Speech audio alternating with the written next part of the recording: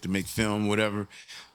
So I think one of the first celebrity I met, one of the first was Tupac, and even DJ Yella, because DJ Yella was shooting porn, and he was in WA, so he was he was a celeb, but he was like all professional, I was like, man, you DJ Yella, but he was super cool on set, and Ron Hightower was, he had the house, he had this apartment up in Hollywood, right at I want to say Hollywood and La Brea. Like right at the corner. Like if you went that little area and went up a block, he had an apartment right there. So, and everybody knew him from New York, and everybody knew that he was making black porn. So, Bushwick Bill came through there. Damn. There was Joe Torre came through there. Not Joe Torre. I saw you. Yeah, we just had Joe Torre. Guy Torre? Guy Torre, I think maybe. It was this comedian. He passed away. Damn it, I can't think of his name, but he was Patrice O'Neal. Nah, he was. Okay. Damn it! When I think of it, I'll get it. What was the Joe Torre mentor that passed away? No, it's Patrice O'Neal. No. The Joe Torre mentor that he was in House Party. Oh, Robin Harris. Robin Harris? No, I didn't think he was around though, but I don't think I met him. It was a dude. I said, if I can remember, I'll tell you. Right. Comedians would be hanging around, musicians would be hanging around, rappers were hanging around. So Ron had those guys all the time hanging around him. So that was the first.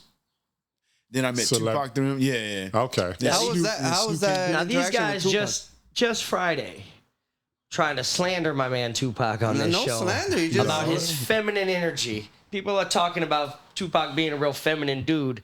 You met him in real life. Was there any feminine energy coming out of this guy? This dude had. Clear it up. You know what I mean? This dude had like charisma. You know what I mean? And he had an awareness, and he loved women. He attracted women, but he also knew how to fuck with them. He wasn't like he didn't have to be a hard nigga with him at all. He was more like, you need something, you want something to drink. You know what I mean? Right. Make sure you're safe here. Right. That's how Pac rolled. Okay. You know what I mean? Like he looked out. And I mean, I kicked it with him with a bunch of females, and he treated them nothing but respect. There was no, if he was like I said, when you are secure in your masculinity, you know what I mean? I can kick it with the females, I can kick it with some niggas. Right. And I'm gonna treat them the same. You know what I mean? And the females probably didn't want it.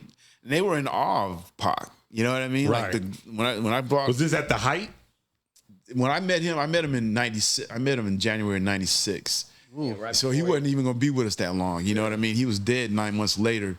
But in that short 9-month run, from the time he got out of jail, was with Death Row, I mean, that motherfucker was everywhere.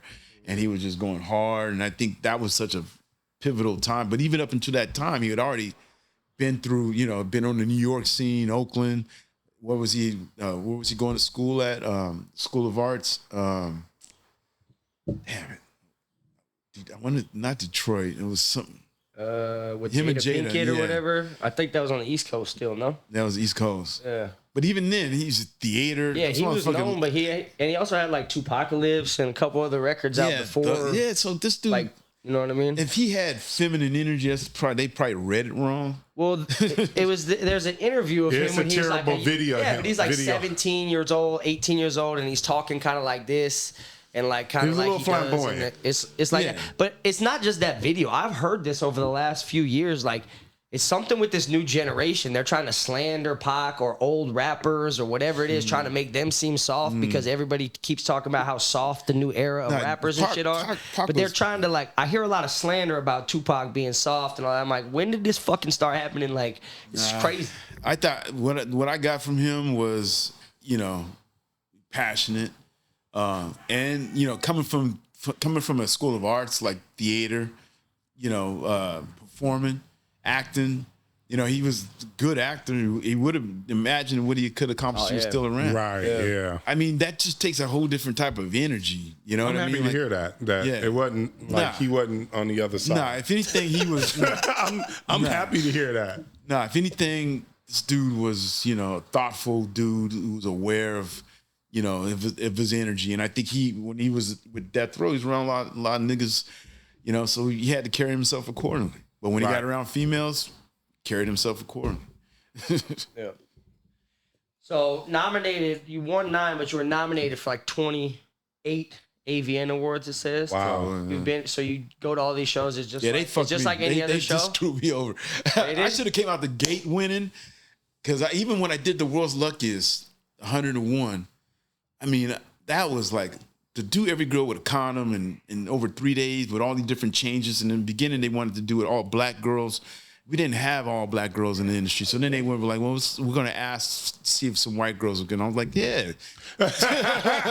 Yeah, we cool. They cool.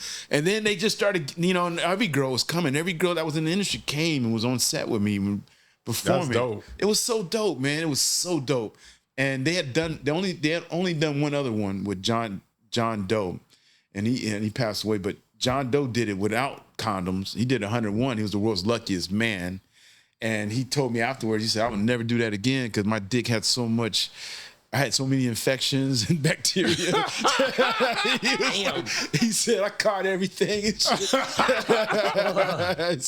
So to do it with a condom and perform, I was real proud of that because I knew as a black dude, that was a major, for me in the industry and in terms of a black dude, that was a major accomplishment.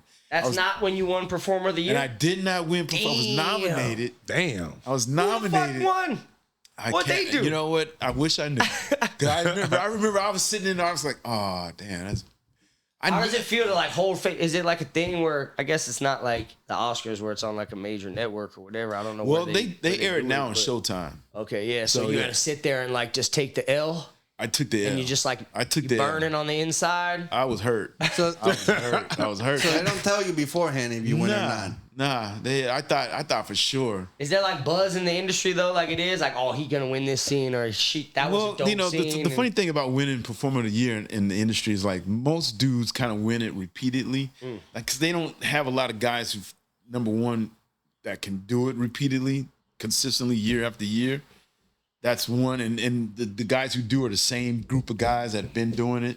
Yeah. So they can't really pick from they try to get the favorite, the most popular. Yeah. You know what I mean? The guy who won it before, he's a safe choice.